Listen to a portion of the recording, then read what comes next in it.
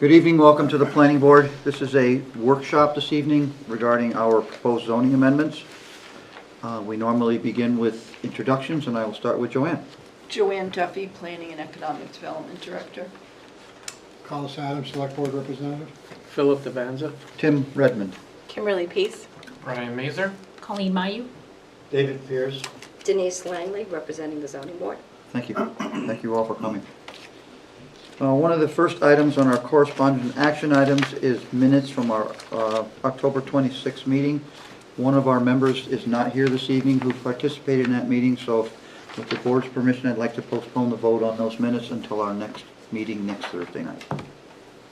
Okay, so we'll go directly into zoning ordinance discussion. So Joanne, I'm going to let you lead off with what we're talking about. Okay, so you should be looking at the packet that was mailed to you. Yep. It has the agenda on top, and we're going, excuse me, we're going to go to page 3. This is under the definitions, habitable space. This would be a new definition. A space in a building for living, sleeping, eating, or cooking. Bathrooms, toilet rooms, closets, halls, storage, or utility space similar, and areas are considered habitable space. The building inspector asked that this be inserted into our definition section. And what's the problem that it needs to be brought in? He didn't say really, he just said that we don't have a definition currently, and he would like it added. Do we refer to habitable space someplace else in the ordinances? Maybe, but to my recollection. So it looks like everything within the four walls, if you will. And it talks about halls, storage, closets. What else is there inside a house? I know that during one of the zoning boards, or may have been more than one, when they were looking at special exception for an accessory dwelling unit, it came up as a question because it was the way I think the unit was above the garage, and it was questionable as to whether the steps leading up, do you remember that? The steps leading up to it, and there was some storage area, and like if that was part of the 800, because it's limited to 800 square feet. And so there was a conversation. I don't think he was here at the time, but maybe something happened where he used to work similar. I don't know. Yeah, I remember the discussion. So then by this, closets, halls, storage, or utility space, that would include that space? That's included in the calculation, you're saying? Yeah. Like a space in a building. Sometimes you might say, for instance, if the ADU is like connected to the house, you may walk into a breezeway. Yes. And there was a question, well, does the breezeway count? And it's like, no, it's shared space because you're not, it's not yours or mine. It's like this space that we share. So it shouldn't necessarily be included, especially if it was already there as part of the house to begin with. That would be a key factor, because if the breezeway was added to create the ADU, then I think the breezeway would be considered a part of the ADU. Phil? And that I do too. That would take up a good chunk of that 800 square feet limitation. Phil, you want to say something? Yeah, it says, or utility space, similar.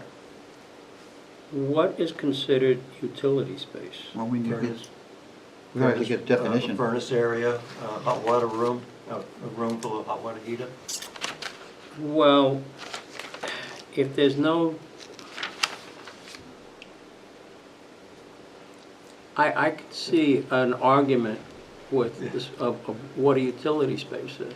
Yeah. Because you may have a space that's not used for something like that. It's not. And somebody could say it's utility. It could be. One would not put a chair or a bed in a utility closet. Well, you see, You wouldn't think. Yeah. Except that it could become storage for the ADU. but there's a problem with what you're saying, because you're looking at two different sentences here, okay?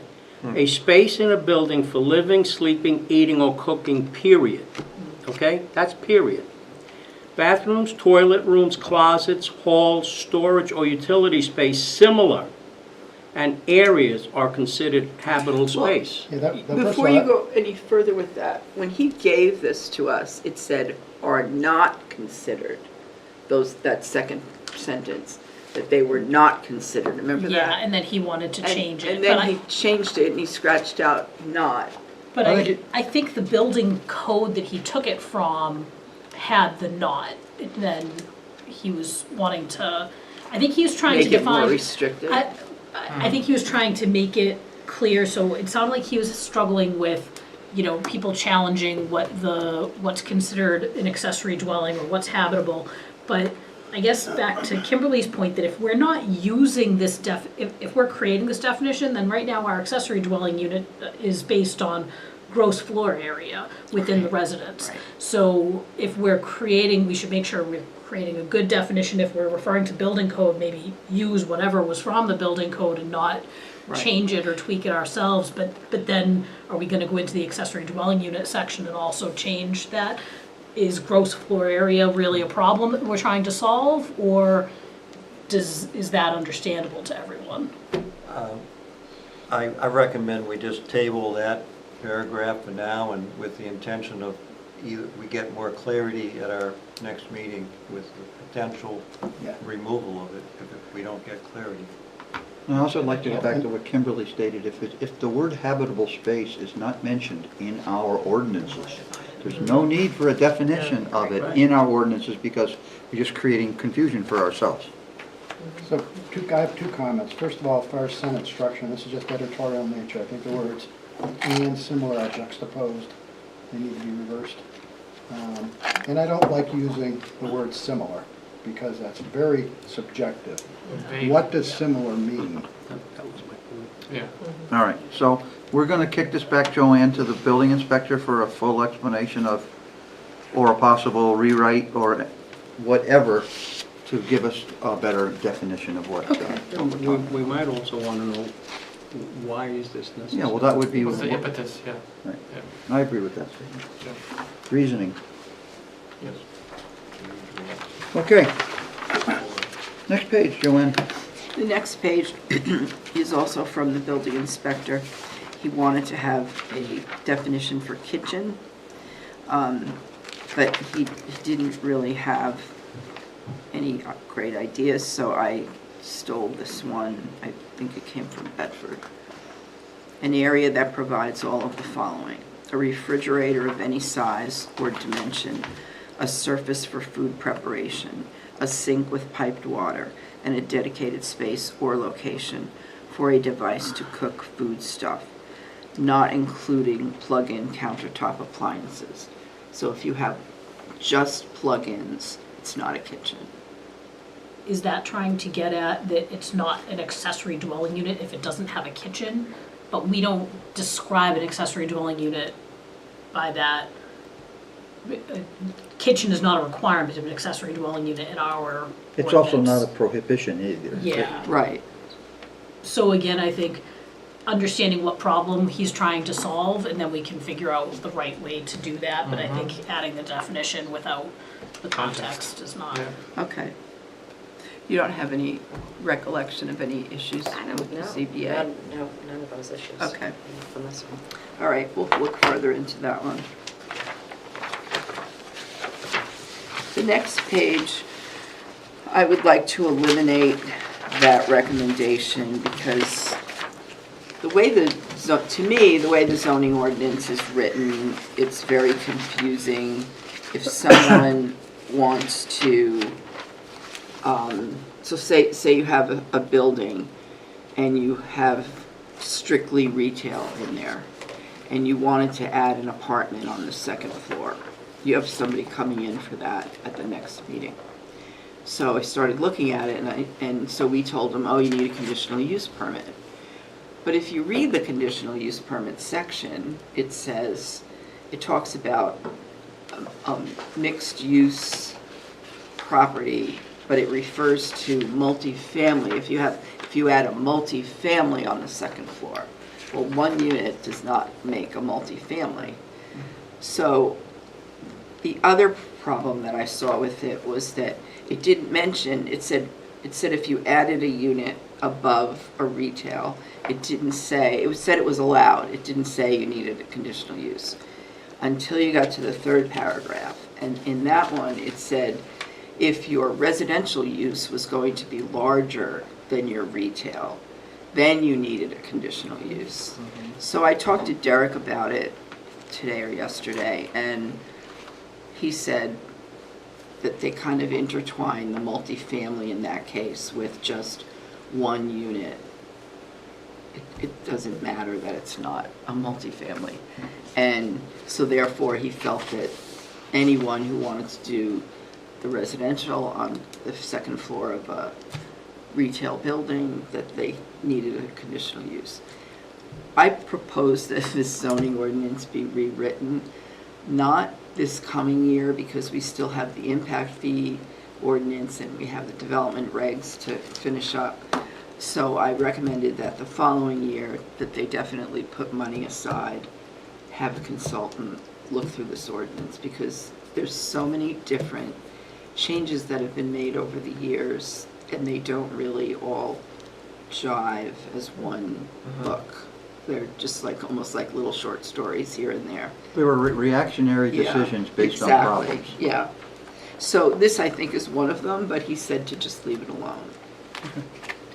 Before you turn the page, the footnote of 2 asterisks, what does that refer to? I added that, but obviously Are the took 2 it away. asterisks else higher up in the chart on a different page? No, they're brand new. Well, actually, I took it away because it is on the chart. No, I don't see it. It says in the very last column, section 5.8, it should say .1. Oh, No, in the chart, where are the 2 asterisks? Oh, That should have been 2. it should be 2 here, where Okay. yeah. So, okay. Then I after just, after the CU, there should be a Yeah. second yeah, asterisk. but then the whole Yeah. thing went away, so. Okay. So what's your recommendation with this, John? Just take it out for now and we'll Until we work have with a it full later. rewrite on Yeah, zoning? because there's too many things to change with it. There's the fact that, does he need a conditional use or not? Or why are you calling one unit a multifamily? You know, a lot of it doesn't make any sense. Right. Because we do have apartments in the village above businesses. Right. And they The- all- Well, in the village commercial, I believe it's allowed. Right, Well, yeah, at this point, they're all Yeah. grandfathered anyway. It's permitted. right. So This is just also in the commercial. RSBO too. But for commercial, you're not allowed to have, this is the other thing, for commercial, you're not allowed to have residential. So wouldn't you require a variance instead of a conditional use? I mean, I think this whole thing is messed up. So he said to just leave it alone and go by what it says for now. Yeah, because the supplemental standards being referred to in in the existing is referring to 2 sections that don't Yeah. apply to, Right. so it's a bigger problem to clean up Right. and not mess And- with it now. That last column where it does have the references to the other Yeah. sections throughout section 311 needs to be cleaned up, but I won't do that until you actually hold your hearings and see what the voters vote on, and then I have to redo the ordinance because I want to make sure, I don't want to change it and then something Yeah. doesn't pass or whatever. So that won't go to the voters anyway. It's just more of a reference that got Okay. messed up along the way. Okay. I think when changes were made, people never made the change in those columns. So I would scratch this whole thing. Okay. Okay. All right, we'll move on. Tim, I have a question for you before we move. Is the intent for what we're doing tonight just the stuff that's in red and not the other Yes. stuff, so we don't open it up into? Right. Yeah, only stuff that's marked in red is what we're Okay, discussing. okay, this because evening. landscaping plan is confusing to me, but that's all right, we'll just, Well, you can bring it up if you want to. well, I don't know what it means when it says a drawing specifying. Where are we? On the landscape plan, I'm sorry. Where's that? Page. It's right below kitchen, it's on 4, right below the. Oh, we're back to definitions. Okay, go ahead. Sorry, I'll be a little more precise. It Landscape- says a drawing specifying precise landscaping and planning details. What does planning details mean? Planning of the landscaping, I assume. Planting, probably just type. It's Well, that supposed was to my say question. That's planting. supposed to Maybe that should be Planting. planting details. That's my point. Okay, fine. I can just change that as Yep, a, that- That's just a That's my scrivener's error. yeah, assumption. Well, do we have to notify that we're changing that word? no, not for something like that. Okay, No, Good. that's a Okay. typo. Okay, sorry. Yeah. Yeah, you're allowed to correct those. The N should have been a T. It could have been planting what you're planning to plant in the ground too. Yeah. Could go either way. Yeah. All right, Joanne, we're All gonna right. move on from page 5. Page 6, I just inserted this because we're really looking at page 7, but the headings are on page 6. Simple. I'm sorry, say that again? What we're looking at is, So, page 6 is inserted in here, yeah. but the change is really on page, Just so we can see the 7. title.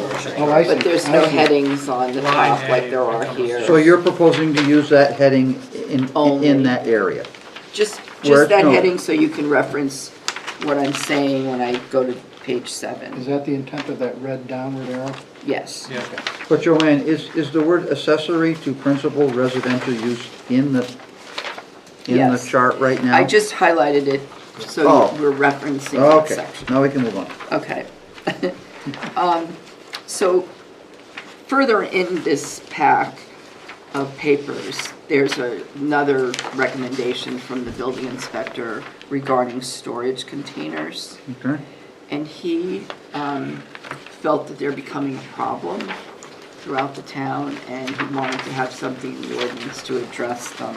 Could we understand why they're becoming a problem in town? I think more and more people are using them in their yards, and a lot of people are just parking them in their driveways I and thought they things like weren't that. permitted. Well, they're doing it, so that's why he wants to have something here that says you're not allowed But to. I thought it was in And there. so the red dash is under the column for Commercial. commercial? Yep. So, accessory to principal residential use. Richard, Mr. Chair, I can understand that, a commercial business putting storage units. I'm confused about, what is he wanting to do? There's no dash there now, he wants a dash there? What- No, he wants them to be eliminated from the residential zones. But I thought they weren't, they're not allowed. Well, I don't know if Right they're now, allowed they or should not, as but they're permitted. there. Allowed in So- conjunction with an active building permit. I Right thought the now. only way you could get a storage unit was you had to get permission because you had like a fire and it was gonna be used. That's in temporarily. another section. Yeah, we do But- have that. The asterisk that's in this seems to indicate that they're only permitted allowed in conjunction with an active building permit. And when your active building permit is closed out, then you're supposed to remove them. Isn't that? Temporary. So Temporary. my point in this page 7 is that, do we not want to allow them in the commercial district? Because businesses do use them. So why would you not allow them in that For district? example, Tire Warehouse Yeah, in Bernardville, They we put tires authorized in a there. larger storage unit We authorized a If it's 40-foot shown on the trailer site to go in plan. there. because they could not have, the tires for disposal Right. exceeded Right. a small unit. But Yeah, that's part of the site plan. We're not talking about something in the site plan. We're talking about somebody just getting it. So Like- what, Joanne, are you suggesting we put permitted on the other 3 columns for the commercial, the CIFZ, and the industrial district? yes. So you're suggesting we put P all the way across with no asterisk involved? Well, I mean, they could have to be active with a building permit of some sort, or you can just, people could just be using them for storage. I think an industrial property or a commercial property should be allowed to have a storage container by right. You would think so. Yeah. So we, Aren't they though? I mean, think about everything else. Sorry, Colleen. Yeah. Think about all the other items that we discuss when we look at a site plan. We talk about dumpsters, we talk about fences, we talk about trees. And so if we allow these, you're saying somebody could just drive up a storage container, Right. plop it wherever, like David was just saying, we could just let them put it wherever.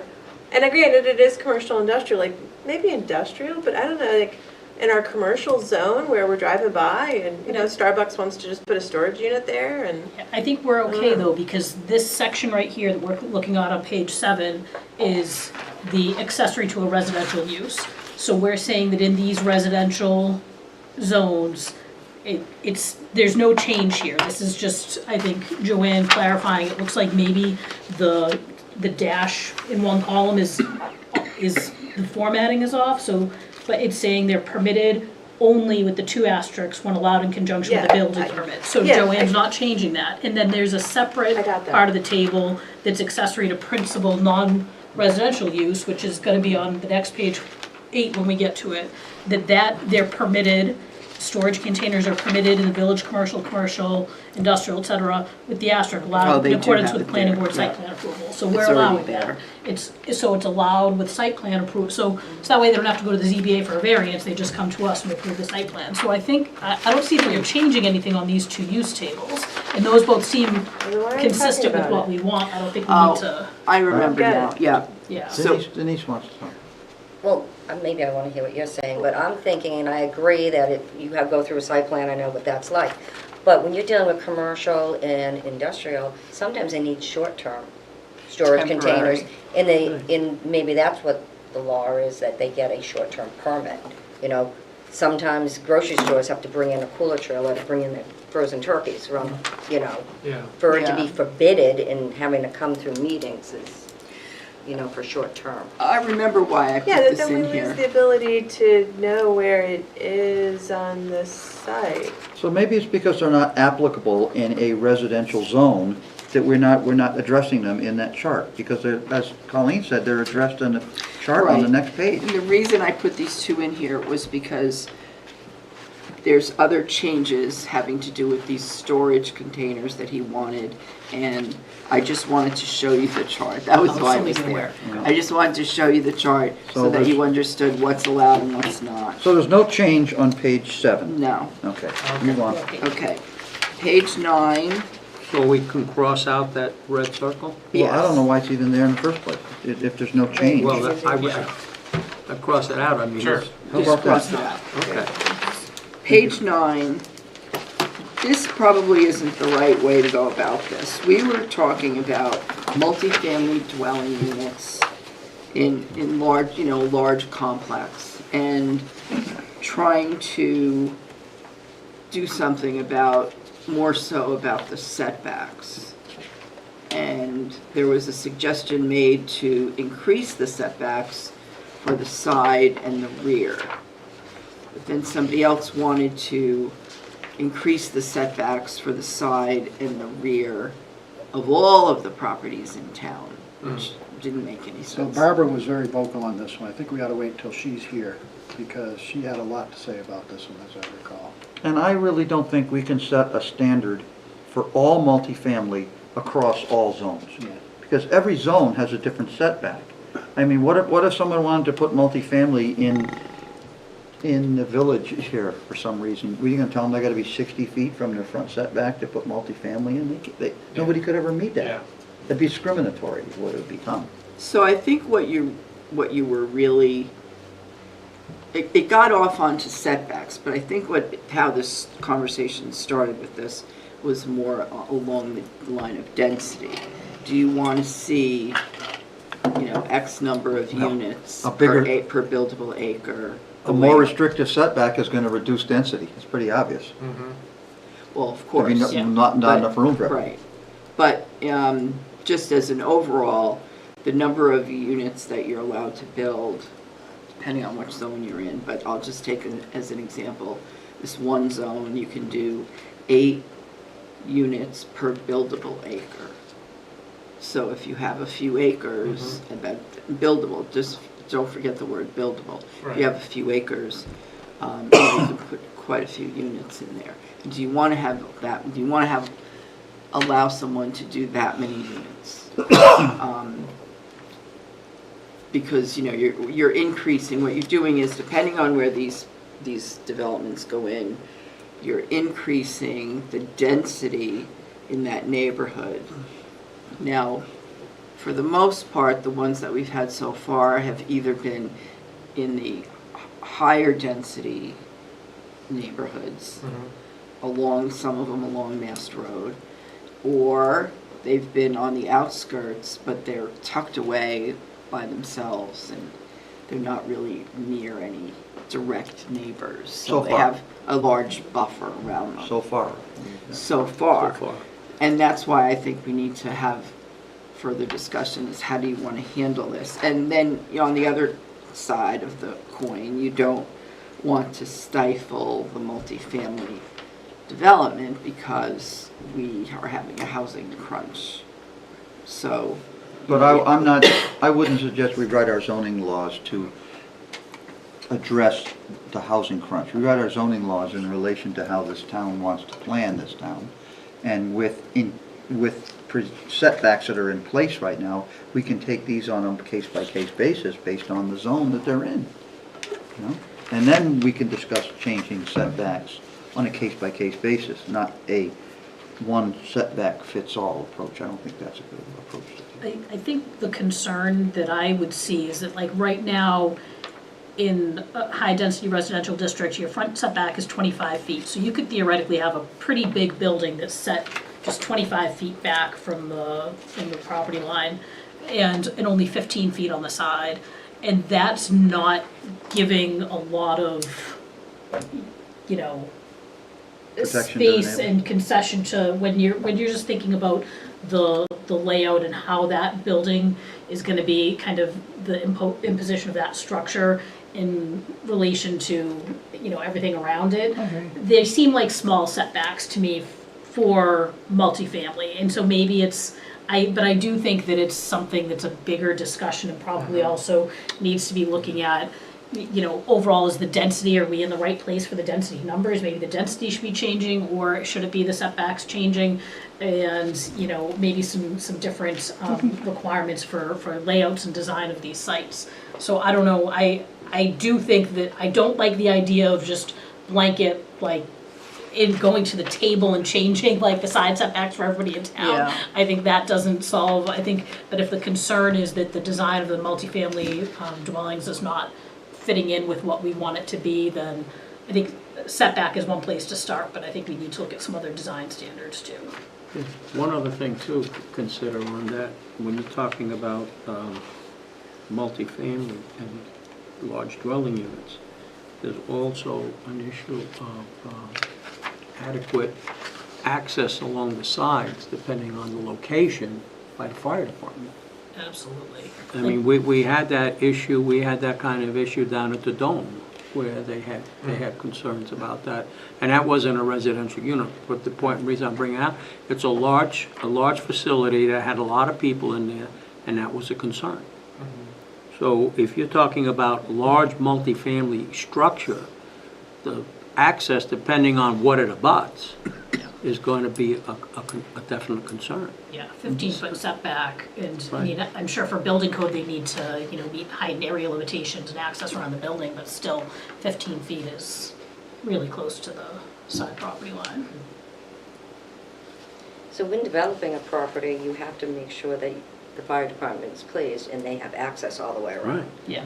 So the setbacks are relevant to the fire department. They're gonna make sure that When you say they have all- access. When you say all the way around, Well, access to, around the building. Yeah, So but we- you may be able to yeah. go one side, so it may affect one, but Yeah. you're not one gonna side, build. but not all sides, right? Correct. Right. But if they can get to the front, a side, and a back, then they can, by the hose, reach it. But they're pretty particular. Right. So if it's a 15-foot setback, they're not gonna allow that on all three sides of a building. I hear you. They, Yeah. I mean, it kind of takes care of part of the issue. I still think we ought to table this until Barbara's here. Well, She was we're very- not making decisions tonight, we're just, So I understand that, but Right. I'm just putting that out there. She was very vocal and very engaged in this one specific we will, issue. we're opening the door on everything tonight and just sort of deciding which ones we're gonna kick to the curb tonight and which ones we're gonna move forward with. Okay, Joanne, back on, still on page 9, please. go ahead, Dave. Above your paragraph 3, that's all in red, above that you have the word "and." That should be red. That was added, the word "and." That was added only because you added paragraph 3. Right. So, So you're talking about and after height. And. Yeah. So, Okay. color that red, so if paragraph 3 is removed, you will remember to remove Okay. the word. Okay, moving on to page 10. 7.3.1, compact automobile spaces.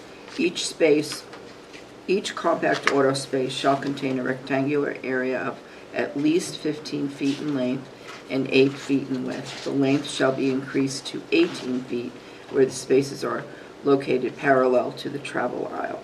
These spaces must be conspicuously designated and reserved for compact automobiles by a sign. This was asked by Scott because he needs to have information when he fills out the MS4, showing that the town is trying to encourage compact vehicles in larger parking lots. So it actually only applies in a parking lot that has over 100 spaces. Yeah, so Joanne, I think this goes with the top of page 13, is where you have that about Yes. compact auto spaces in parking lots. So it gives an option where if you have more than 100 spaces, the planning board may permit the designation of Yeah. compact spaces. I think in reality, this is not gonna happen. Like, I think that somebody's gonna come into us and we're gonna say, really, is your use gonna have that many compact spaces? It gives us the option of allowing some relief, and it lets Scott kind of check the box that, Yeah. we're doing what we can to reduce pavement where needed. I don't see it ever being utilized, but I think it lets Scott check the box and. Not it's an enforceable either. I don't have a problem with it. It's not, it's the may, we may allow. No, There's even if you do, I mean, Yeah. it's not enforceable, but you're gonna have the police go out there and give out tickets for Oh, yeah, people no. parking in No. a compact It's space. not. I don't have a problem with it. Yeah. Well, but if there's already cars in there, they may not fit. You know, there may not be enough room if they have a big truck or something. Well, they're gonna be sticking out in the travel Yeah. aisles, what they'll be sticking Yeah. out. And if we could take this in the other direction, spaces in general, standard parking spaces above it, when we vote to approve projects, we need to consider how the vehicles are getting bigger these days.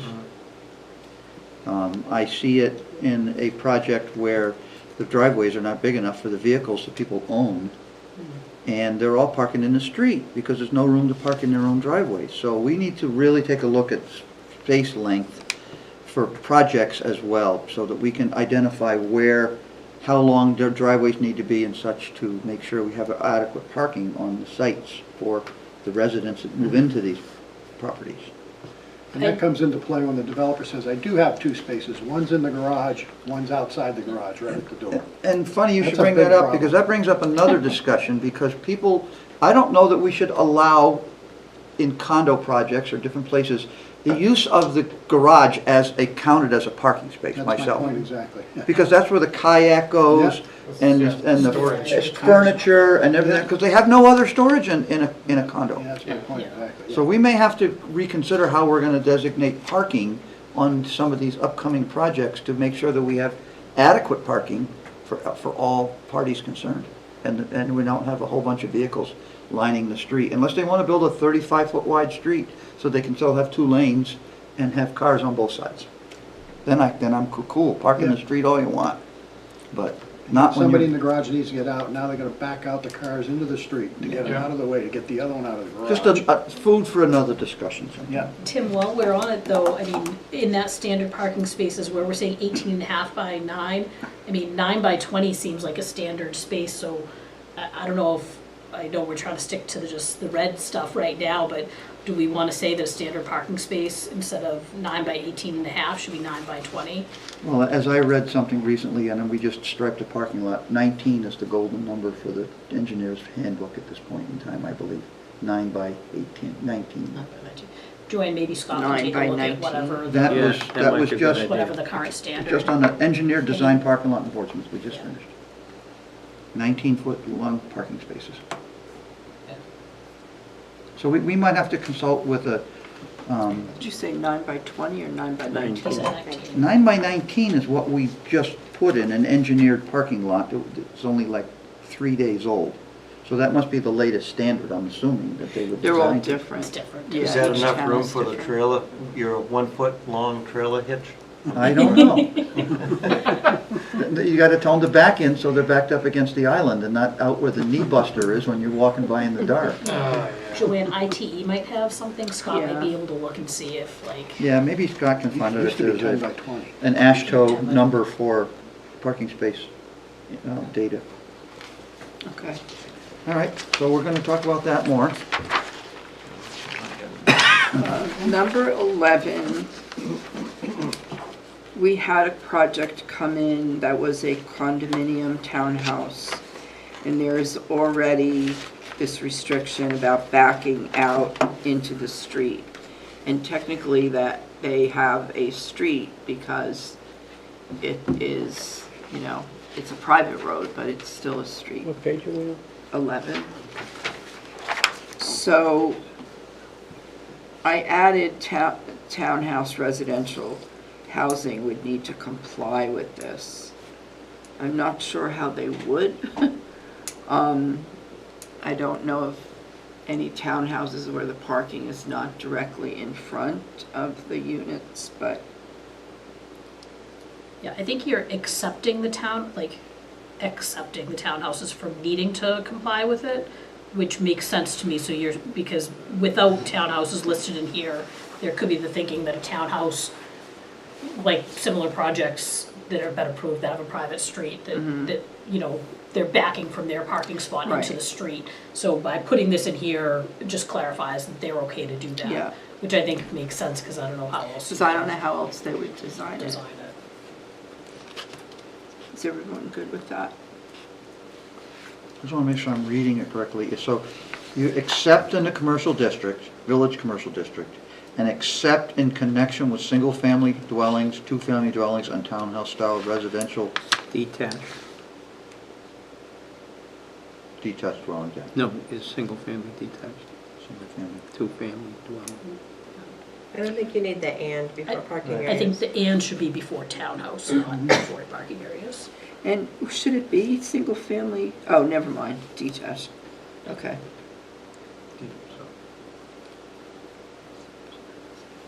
So, Joey, just, yeah, the word "and" moves up before townhouse. Yeah. Yeah.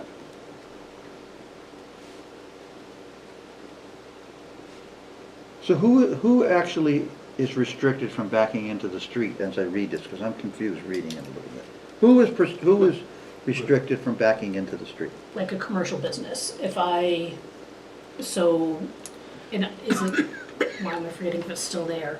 In front of Abington Way, the little commercial business right on Mast Road in Pinardville, like they've got their parking spaces right in front of the building, where like you literally need to back into Mast Road, or you Yeah. need to if it's still, like you can't, you know, so that wouldn't be allowed. You need to have a parking spot where you can, a parking lot where you can navigate within your parking lot and pull into the street, not need So to we're back pretty into the much street. excusing all residential use for Yeah, backing all into, residential use, because can that. back into the street. Yeah, all residential use. I just want to make sure I was reading it correctly. 'cause Yeah, I- it's just commercial uses, commercial parking lots. Okay, thank you for that. In your case, grandfather. Yeah, be grandfathered commercial. Okay, anybody have, we're gonna keep that in for further discussion. Joanne, 12? Okay. At the bottom of the page, 751, in order to encourage alternative modes of travel that will reduce dependency upon the single, we already covered that. That was the compact car spaces. That's the one Scott had To encourage requested. alternate modes of travel.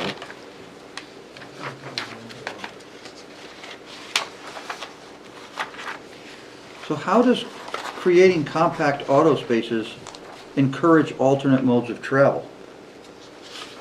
I don't even see how that reads correctly. They could park in a larger space if they wanted to. No, I think it's got to do with your MS4 calculations for impervious surfaces that's being shed into the waterways. In order to It's- allow for a reduction in impervious surface decreasing in it. parking areas, Okay. the following standards are offered. So But it's I not- just- It's not the dependency on the mode of That's travel. getting into real tight calculations. I really don't know how the sentence "encourage alternate modes of travel" has anything to do with this section. It feels We're not- like maybe we copied too much from some sort of We're not guideline. encouraging alternate modes of travel by designing compact spaces. No, because you have a Yeah. smaller space, you are encouraging people to take something smaller like a moped. Or a small car. Auto, it says, no moped, auto. I think you could change that. The intent is to, in order to encourage a reduction in impervious. I think we need to get a Area rewrite on the introductory sentence to align with what you're encouraging. Right, what you're trying to accomplish, yeah.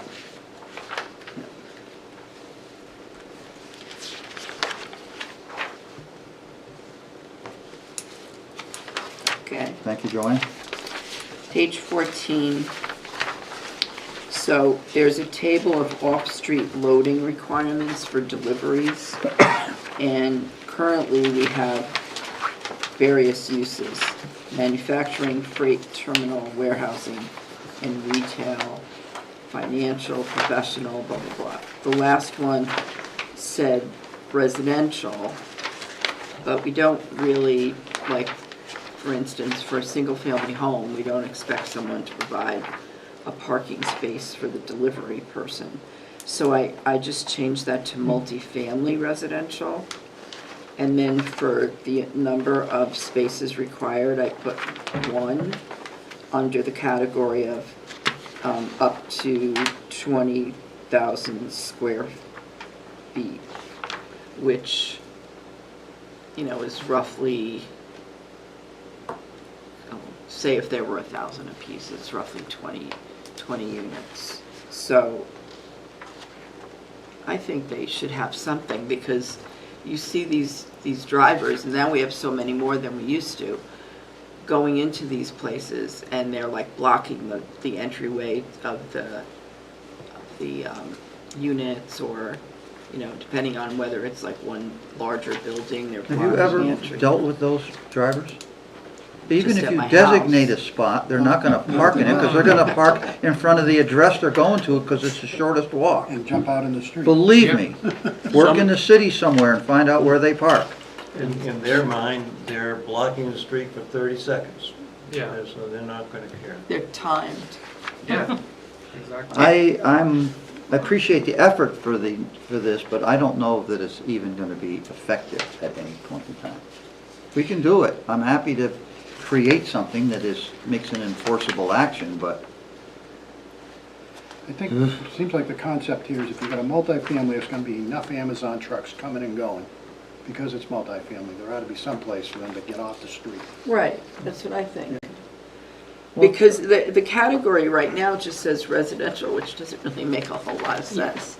And I think At the very least, off, that. Multifamily is not residential. and I think off-street Well, it's still a residential. Off-street loading requirements, I think that probably was designed for box trucks and such. And they never took into Amazon and No. them when they talked about this off-street loading, because they didn't even exist when this was all being, you know, discussed and Yeah. designed. Even the UPS trucks. The get UPS bigger. trucks are the same way, Yeah, FedEx, yeah. Yeah. but the UPS trucks are generally bigger than those vans that the Amazon guys run in, right? Yeah, usually. I mean, they're nothing, most of the Amazon vans are the same size as a plumber or an electrician. Yeah. They all have Yep. Sprinter vans now. Yep. So Joanne, if you'd like to leave that in there, because you think it helps us out down the road, we can leave it in there. I think If it becomes a burden on development, then they could ask for a we'll hear about I would it. ask for it. We'll hear about it, yeah. Yeah. Okay, The- page 16. The Amazon drivers will all be in. But it could also be used for moving and storage. I don't think you can really hit them up, because they are just like a one-time hit for someone when they're moving. They gotta park where they gotta park. No, I understand that, but it could be an available space for that, where somebody does their own with a large box truck. Just a place that they could park and it's not interfering with Think you're gonna everybody have- else in the I think place. You've got You're gonna have apartments people- with leases turning over when people move in and out. You've got a place for them to. Okay. Joanne? Okay, page 16. Now, this is where it gets a little weird because of because Jack wanted me to put in something about the containers. So I added it in this section. parking and storage of recreational vehicles and portable storage containers. So you've added the words portable storage containers. No recreational vehicle or portable storage container shall be parked or stored on a public way. Parking shall not create a safety hazard. Recreational vehicles and portable storage containers shall not be used for sleeping and housekeeping purposes. Does anyone sleep in these things? You'd be surprised. According to Jack, He that said seemed that. to I be. thought I that think there was concern. an issue. Yeah. I think that was part of his concern. I guess my question is that we've already said that they're, by the use table, they're only permitted when you have an active building permit in the residential district. So this is just sort of, I guess, strengthening that when you do have one, because you've got an active building permit, and you have your portable storage container, I guess, that you're allowed to, you can't sleep in it, and it can't be in a public way, and we're treating it the same way as RVs, so.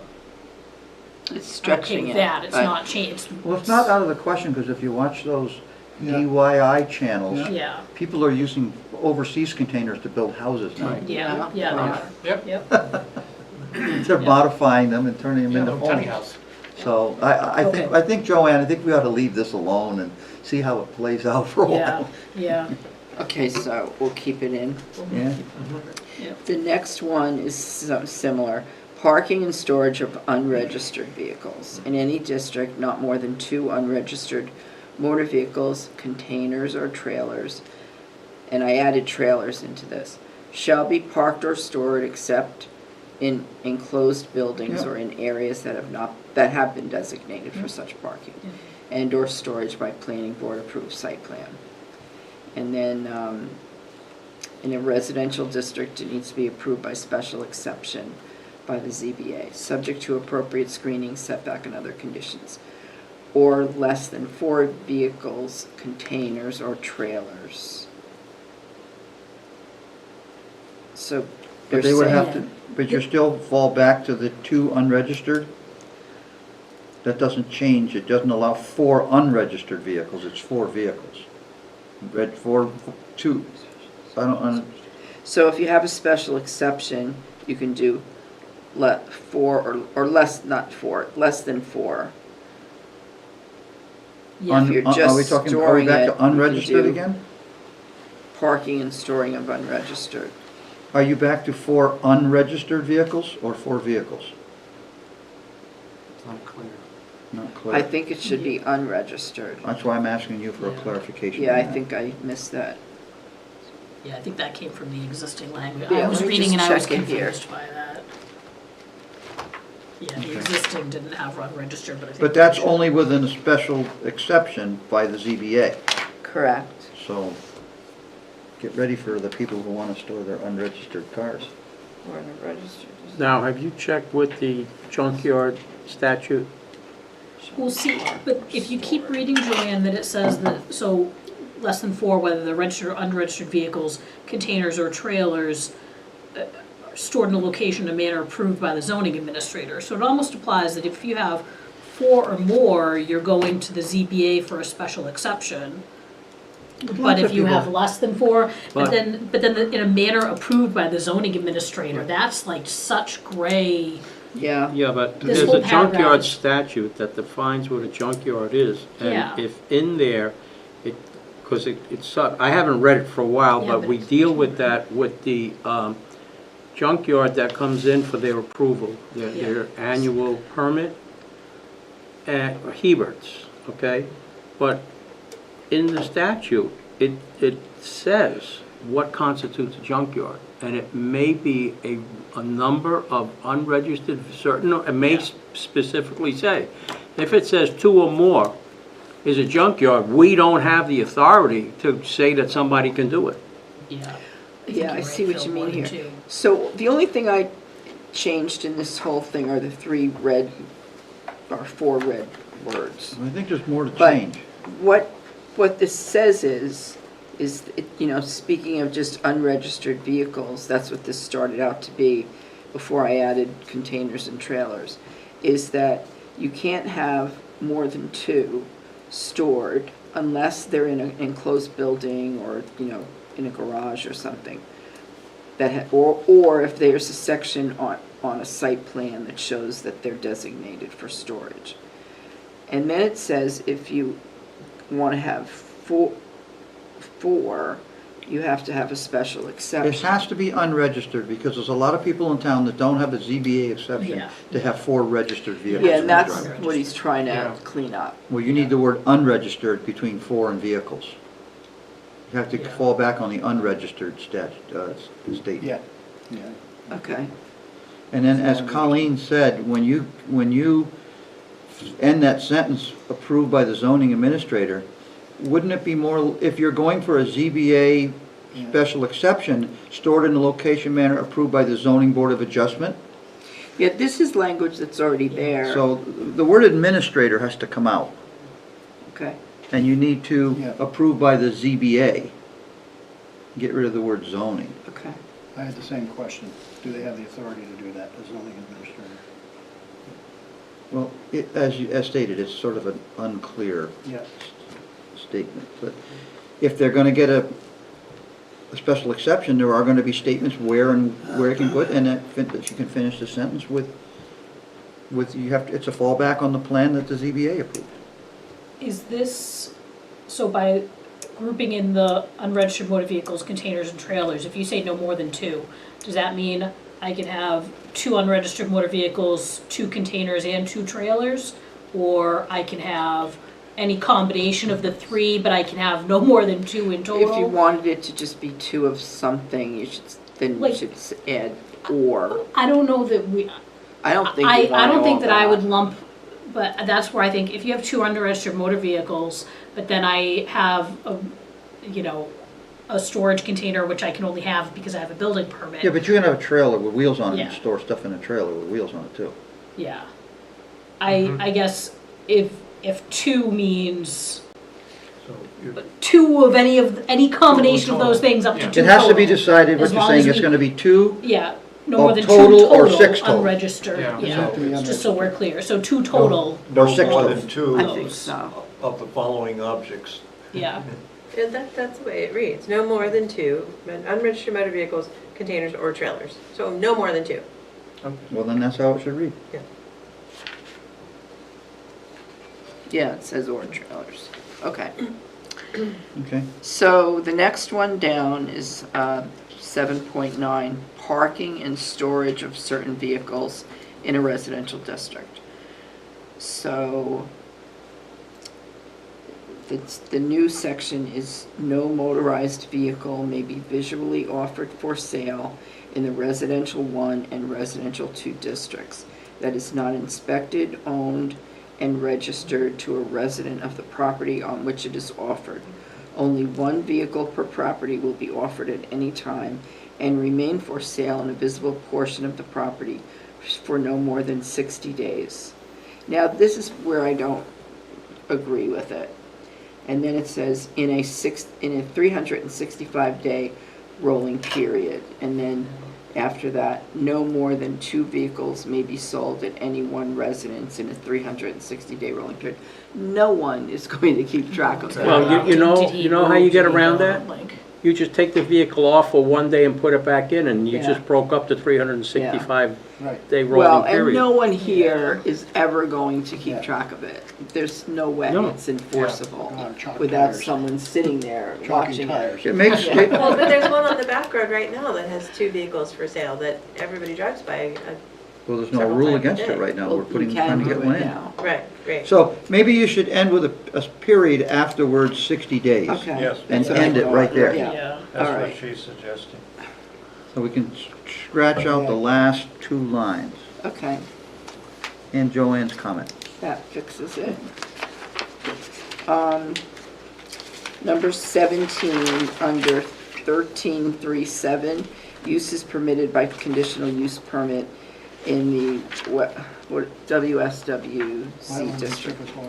Wetland Surface Water Conservation District. So, I don't know if this should really be changed or not. This has to do, Is that wording in there now that you've stricken? the wording I've stricken is in there now. Okay. And the red on the second page over on 18, that is not stricken, is new. So this has to do with the utility companies coming in for the disturbance to the wetlands. It's usually the buffer, for their replacement utility lines, or sometimes they're brand new lines. And you know how they come in every time with a map, and here's the Yeah. poles, and we are replacing 43 poles. And, well, it's kind of a cumbersome process because they have so many abutters to notify, and they don't always get it right. And the other problem is that Eversource puts this work out to bid for every single line, for every single application. So every time they come in, you're dealing with, usually, you're dealing with another company. So so no one you're- ever knows what they're supposed to do, and they get all mixed up. So we thought, this isn't really needed, because they always get approved, and they're always going to be approved because they're Eversource. And So you you're need looking their to take it electric from a lines. planning board decision to an administrative decision? That's what I was planning, but now I'm rethinking this because recently I read, and I'd like to get more information about it, is the twin, I think it's called the Twin State. It's coming down from the federal government to run the line from Canada. It's running it on the steel power pole line. But it did say some new lines would be replaced. Some are going up underground, more in the North Country. Yeah. But it's coming down from Canada, and it's eventually heading Yeah. into New Hampshire. And it's going straight through Goffstown. So I'm trying to find a map and some more information. And so far, I haven't found anything that you can really zoom in on. Well, their and see what statement they're was, doing. and that I read in the paper, is they're going to replace the existing cables that are suspended by the towers to increase the ability to carry larger amount. They are not going to construct new towers and not changing towers. But see, I read the opposite, but if they're just No, replacing they're- cables, do they do that somehow by helicopter or Yeah. something? Yeah. Or do they have to actually go in from the ground? And I if don't they know. do win from the ground though, that wouldn't be anything that if they're just replacing cables, I don't think that that's an alteration that, If they're, if they're doing work and need to be creating an access road and through a wetlands, then that's the then that would come alteration. to us. And as far as, so I've been kind of back and forth since I read this week, thinking about, I'm all about eliminating a burden on an applicant that's just going through a process that's not necessary and doesn't add value. But I also have concerns about putting it on staff and being all right, you guys just deal with this. So at a minimum, if this is going to be something that's not a conditional use permit and is going to be with staff, then I think there should be Conservation Commission review and comment on it, because I think the ComsCom might have, particular comments that add value to whatever staff's decision-making, and making sure that, beyond just what a standard best management practice, Kim or call us when they're sitting at one of those meetings, hey, maybe this is something that you guys need to consider. As it is now. So I think that would make sense to keep, maybe it's not coming to us, but I also think that putting in some language that could be staff at its discretion may refer a project to the planning board. I hate kind of gray language, but I think in some instances you sort of want staff to be able to say, hey, you know what? If some project comes in that this is not what we were intending this for, and this is beyond what, so if staff at some point says, I'm just not comfortable with this, and the public needs to be aware of this. And I think the value to them coming in here and having a public hearing is that, people in the town can hear about it. So I want, if we go to staff being able to review these, for the ComsCom to still look at it, and for there to be a kill switch, we can say, no, I'm not, and I think of that as protecting our staff, so no one's saying, well, Joanne, look at this decision you made. I don't think that you should have to bear that responsibility. So I'd like to see some balance here. I don't agree. I don't agree with this one at all. I know that they do a lot of work and that they have to come in here. This is a big opening for construction or replacement of pipelines, power lines, or other transmission lines.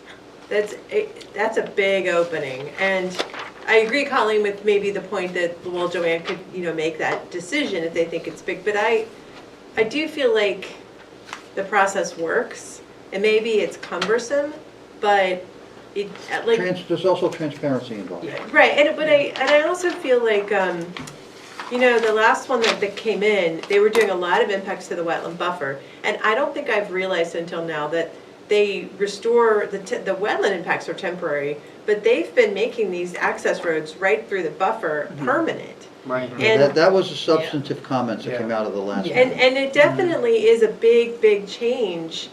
I think, given how much change we've seen Eversource do recently, and all that we drive by and look at, like, these are big changes. And I do think, depending on the size or scale of a project, it could be really big changes. So I just feel like the process as it is now works.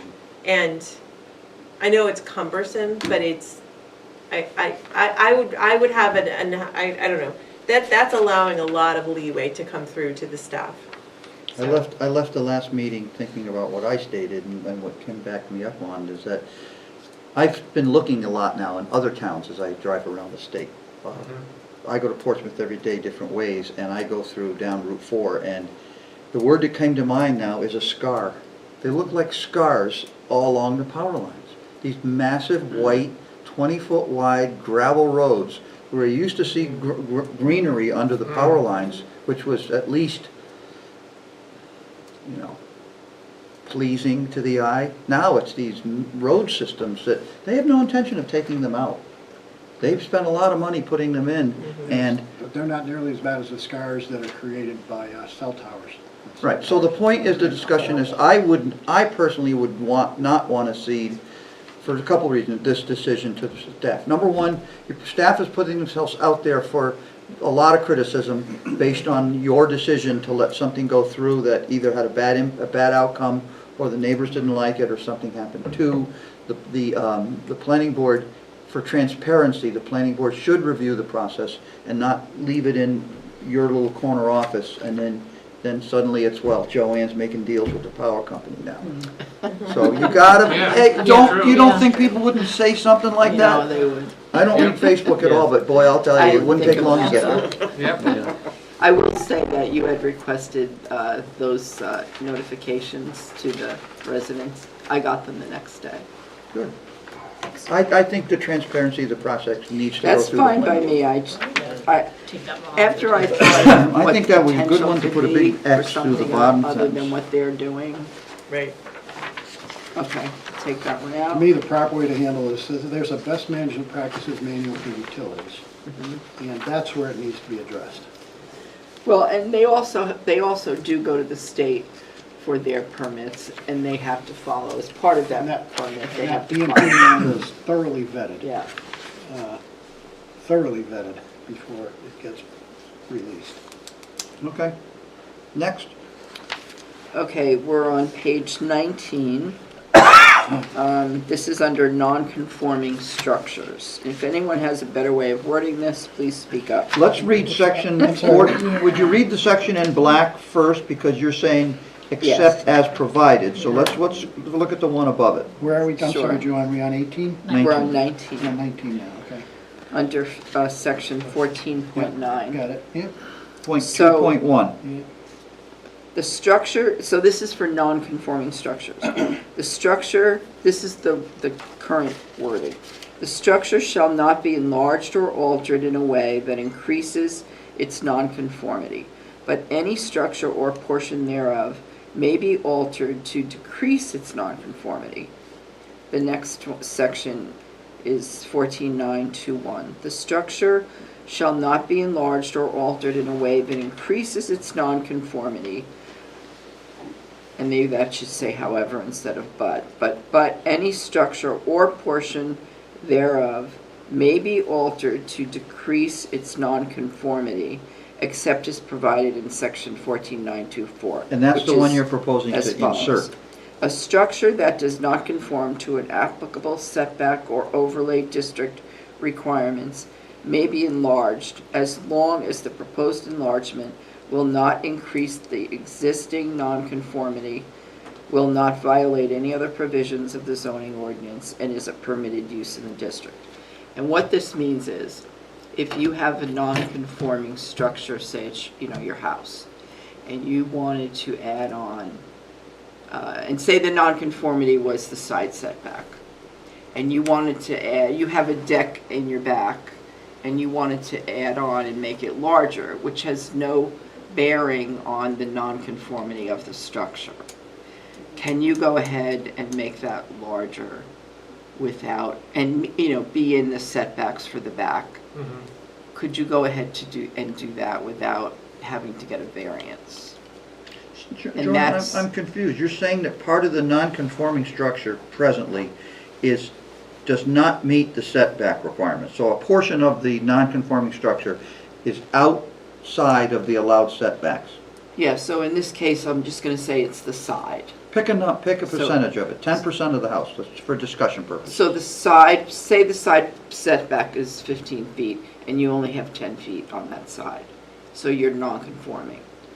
Now, you also have a deck out back that meets the setbacks, and you wanted to just make it a little bit larger, and you still meet the setbacks. But because you're a non-conforming, you can't, according to what I just read above, you cannot enlarge the house. But you should be able to add on to it if you're meeting the setback on this section that you're adding on to. For living space or for a deck only? No, for both. But now you're increasing the nonconformity. No, you're not. No. You're not Because it's- increasing the nonconformity portion. You're not increasing the side where the nonconformity is. That's in the case of setback. If you want to go into, for instance, what would it be? The size, maybe you're over this allowed footprint, not footprint, the allowed coverage of the building coverage itself, the percentage. So in that case, the whole thing would be over, so you'd need a variance for that. So we get this a lot at the zoning board. And a lot of times it's, the high-density, older homes. And they Right. don't meet the front setback, but they want to put an addition in the back, and they meet all setbacks. Yeah, that I mean, and they come in all the time. So you want to is be able, usually you're older trying to homes. create a statement that lets them do it by right and not by zoning application? I mean, they still need a building permit and they have to Right. do all of Okay. that, but they should be allowed to add on if they're not increasing the nonconformity on whatever they're doing Yeah. on that side. that makes sense. They meet the criteria when they Yeah. come. Right. I Just find for that. Joanne's write-up clear. Okay. Yeah. All right, Okay. we're leaving that one in. Thank you. Okay, so the next two are zoning changes of the actual properties. The first one is actually the police station. Police station is currently zoned agricultural. I have no idea why. And That's it's, because it was all part of the Hillsborough County Right. complex. Right. And we changed the zoning at the Hillsborough County Yeah, complex to by CIFC. planning board, yeah, what do you It was- call it? Amendment. it was changed to CIFZ, but this piece was left as agricultural. It abuts a commercial piece because of the Ford dealership. Yeah. Right. So it wouldn't be really spot zoning, and the county land would stay as it is. I mean, So if we build a new safety complex elsewhere in town, then that particular parcel could be used commercially. And I think the value would go up Well- versus having it be agricultural. Isn't it already a non-conforming structure in the zone then? No, but say if this town at some point decided to sell Yeah. it, then they would probably just tear that building down and start over again. I And don't that would think they'd remain try to agricultural? renovate it. Okay. All right. I don't see any problem with that. Anybody want does to? it make sense, like, commercial versus making it CIFZ, like everything, like what, No, actually, you I could do don't know. either, because it's bound by both. I mean, commercial is probably better, I just I wasn't sure if think there's a reason to commercial do would one be or the better other. on that side of the street since you already have a commercial Yep. property there, and I think that would be a more appropriate location. And should the dealership next door decide they want to expand it, they're going to want it to be commercial property to Yeah. expand Okay. it. Right. That makes sense. Okay. Okay, Article 3? The next one, there's a map attached behind this, one to follow. The next one has to do with the land that someone came in for recently about building on the Class 6 road on Kennedy Hill. Yep. So, the properties are, what I did was I took the properties who do not have the frontage on Mass Road that were rezoned to the CIFZ at one time, but that are large properties that if this is the way this section is going to go, it looks like the best and highest use would be agricultural, because they can't even get a road in from Mass Road because of the ledge problem. So these are fairly good-sized lots, and it seems more appropriate to change them from CIFZ to commercial. So I did talk with that fella, and he didn't have a problem with it, but you do have to You send said all change of to the- commercial, you have written to agricultural. To, the lots are from CIFZ, commercial. they No, are CIFZ now, right? what are you looking at? I'm reading your language. Yeah, going from commercial. From to commercial, agricultural. industrial, flex to agricultural. Okay, but you said from to commercial, I just make sure Oh, I'm reading. no. correct. So the 5 lots that are highlighted in red, the lot numbers in red. 1, 2, 3, 4. 1, 2, 3, 4.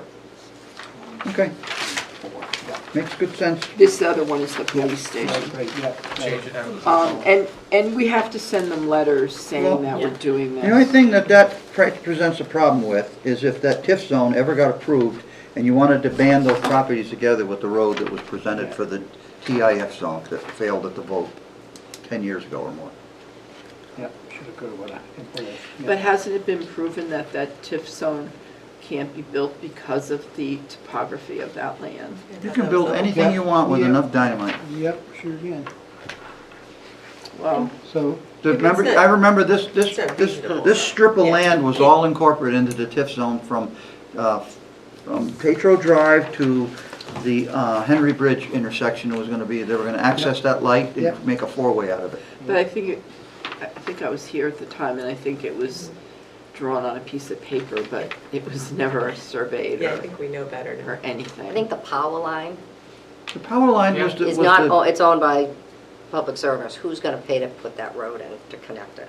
well, the whole thing was the TIF zone money was supposed to pay for the road for the interconnection of the lots. That's what the TIF zone, but people didn't understand that when they read the article at the warrant. They thought the taxes were gonna go up if we bought it. we can deal with that 20 years from now when it comes back. Well, you have to rezone it back to commercial industrial. Well, that'll be just like putting extending the bypass over the river. Yeah, I know. That was in, what, 50s and 60s? Joanne, I know you, like, we're required to notify Going those through my property owners, backyard obviously. on Stinson. But I think, and I don't know, like, obviously, we know the, Jonathan, since he had been in here, do we Yeah. know the other because I feel like if I'm a property owner, if I just got a letter, I'd be like, are you kidding? Like, Yeah, so we I would just don't know if talk we to have a them. better way to Talking approach first, them by yeah. talking to them, One of if them there's a is relationship. Jonathan's friend, and he wants to Okay. do something similar to what Okay. Jonathan's planning. And one of them's already But the gotten a others- variance.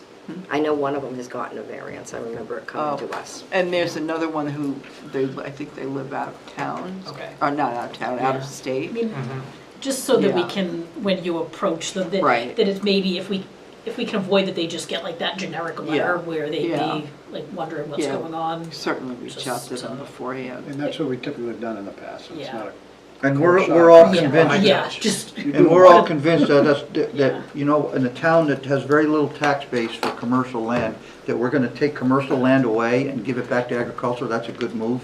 I don't agree with that. But there's no access to it. Sure you think, you tear all those houses down like big developments do. They buy up 3 or 4 houses, they build a road right in there. It's not unheard of. I think taking away commercial land in our town and turning it into agricultural property is a bad idea. Because that's promoting somebody to come in there and buy it all and build a housing development next. So I would be opposed to that change. Residential's allowed in the agricultural zone. Sorry? Residential is allowed. That's right, so you'd be creating spots for another big housing project to We build. just took residential out of the C, out of that zone Sorry, I last disagree. year. I No, disagree no, with that, but Mark. we did take residential out, so there's no residential allowed there now. That's true. Right, that's what Tim's saying. He doesn't agree with the change. I don't agree with changing from the CIFZ to agricultural, because that would promote the possibility of someone wanting to put a subdivision. And look at that big piece of land they just cleared behind the trailer dealer. A lot of land back there. I can see a lot of Oh, roofs, yeah. and a lot of driveways, and a lot of chimneys.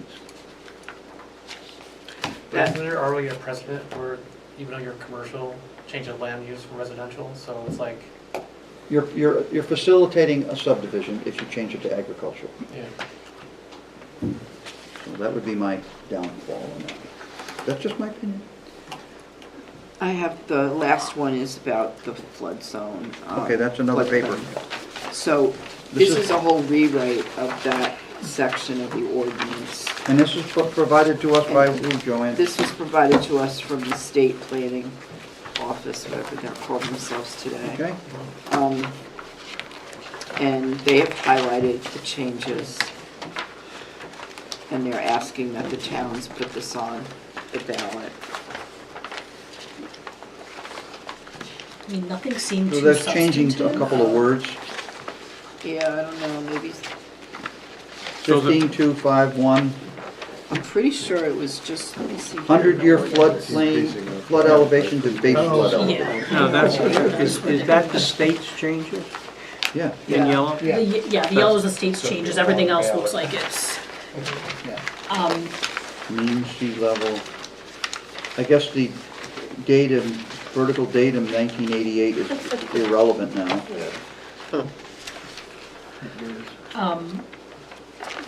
13.2.10, like the only page where we start getting a little bit more yellow, there's where new or replacement on-site water and sewer systems, parentheses, including on-site systems. That just seemed like, I don't think that parentheses is necessary. They're saying where new or replacement on-site systems are proposed. So I think they just kind of were a little duplicative there. Yeah, they double stated it Yeah, in fact. and then I just have a question on the bottom of that page where they inserted this, the building inspector shall maintain Right. the aforementioned information. What aforementioned information are they talking about? Everything in section 13.2.10, I just think we need to clarify if they're talking about like Yeah. building permit application, the flood, like what's the building inspector keeping on hand and available? How much aforementioned information? Yeah, Yeah. so. Yeah, I assume think it's just everything in, clarifying before it. well, I don't know if it's everything before it from the start of section 13, or Because if it's it's not just clear. in It says section aforementioned, 13 to 10. everything. That can be Yeah, so if that can be they, clarified. if they just clarify that, Yeah. but everything else looked pretty minor. We have a lot of houses in the floodplain. A lot of them are on stilts now, too.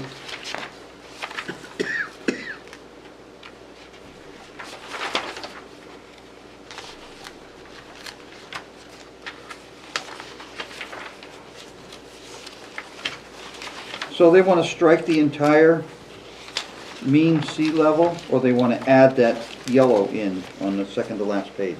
The yellow's what they want to add in, right? And they want to strike what's taken Above. away. Okay.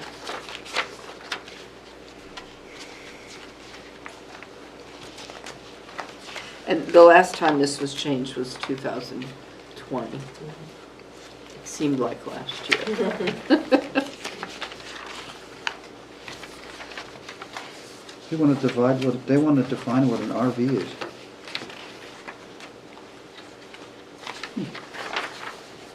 Does this have to go to the voters or can it just be rolled into our collective zoning changes? This needs to go to the voters because it is in the zoning ordinance. It's not really that much that's changing, but it has to be listed. I definitely wouldn't include this whole thing, I would just include the changes, so, Yeah. Yeah, so it's. and have them 10 all, be pages. all one article. Right, Yeah. but it would have to be available. It would have to be available if anybody Yeah. wanted to see it.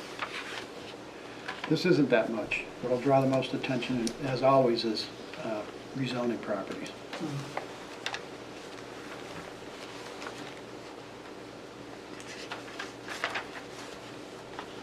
Okay, anybody have any questions about the, so I want to just jump back, Joanne, to the discussion this evening about your articles that we were discussing. We agreed, we're going to go back to the first page, what we're going to toss and what we're going to return. Do you want to review them or just go with what we all sort of said? I took notes so I can, So I we're know what you were looking for. we're looking for explanations of habitable space from the building inspector. Mm-hmm. We're looking for explanation about the kitchen from the building inspector. We're gonna remove from the discussion page 5 of dwelling units as part of mixed-use residential from a table category. We are going to remove the red dot on page 7 next to storage containers in the commercial zone. We are going to remove page 8. 8. There's nothing on page 8. Yeah. Yeah, just remove it though. And take the whole page out? Details. You gotta remove the word "and," compact automobiles. For just to back up on page 9, you're going to have further discussion on that. Maybe you could do that. Yeah, we're leaving it in for further discussion. We're just talking about stuff we're kicking for tonight, though. We're not coming back to. So because we have to have this published by the 20th for the hearing on the December 7th, so maybe at the end of your regular meeting next week, you can discuss that. So I have something to go forward with. Discuss what we're kicking out. Discuss you had said here you wanted to talk with Barbara about the multifamily. How many meetings are you giving us to decide all this stuff? So there's this meeting, which is the workshop, and then the actual hearing is December 7th.